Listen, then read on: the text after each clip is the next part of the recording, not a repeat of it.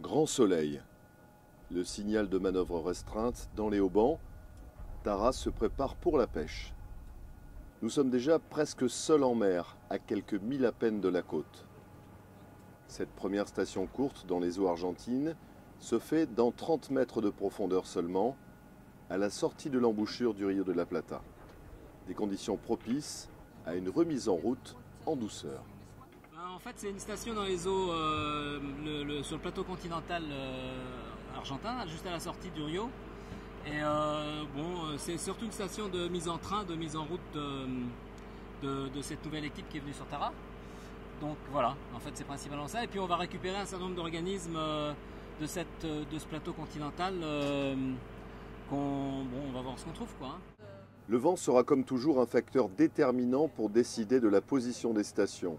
Et encore plus que d'habitude dans la zone dans laquelle nous entrons, celle des 40e rugissants.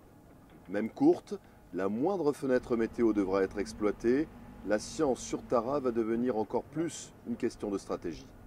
Les prochains jours, là, justement, on va avoir un petit phénomène local qui s'appelle le Pampero, qui est en fait une dépression qui vient se coller en fait contre l'anticyclone qui tourne au niveau de l'Argentine, enfin du sud de l'Atlantique, et qui va nous envoyer des vents de sud-ouest assez violents, puisque c'est considéré comme un des coups de vent les plus violents, qui peut débuter très très vite.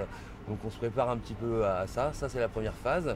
Et puis dans 2 jours, les vents vont repasser dans le nord, ce qui va nous permettre d'avancer nettement plus vite, mais il va y avoir 50 nœuds de vent, donc effectivement on va avancer très très vite. Donc voilà, ça c'est les prédictions, maintenant c'est complètement évolutif. Donc comme tout marin, on se prépare à ça. Dès la mise à l'eau des premiers instruments, notre scientifique argentine est très surprise. Ici, sur Tara, ce sont les scientifiques qui orchestrent eux-mêmes les manœuvres avec les marins. Une première pour Rosana. Oui, bien sûr. Ce genre de prélèvements, on les fait aussi sur les bateaux océanographiques argentins. Mais jamais je n'ai pu voir les manipulations d'aussi près, parce que d'habitude, ce sont les équipes techniques de ces bateaux qui gèrent ces instruments. Et nous, les scientifiques, nous attendons que les échantillons nous soient donnés. Donc là, je suis vraiment au contact de ces manipulations et je peux apprendre beaucoup plus de choses.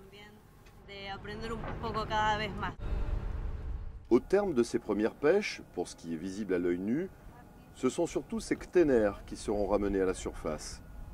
Rosana connaît bien ces organismes gélatineux, très courants dans ces eaux, où se mélangent encore le Rio de la Plata et l'océan Atlantique Sud.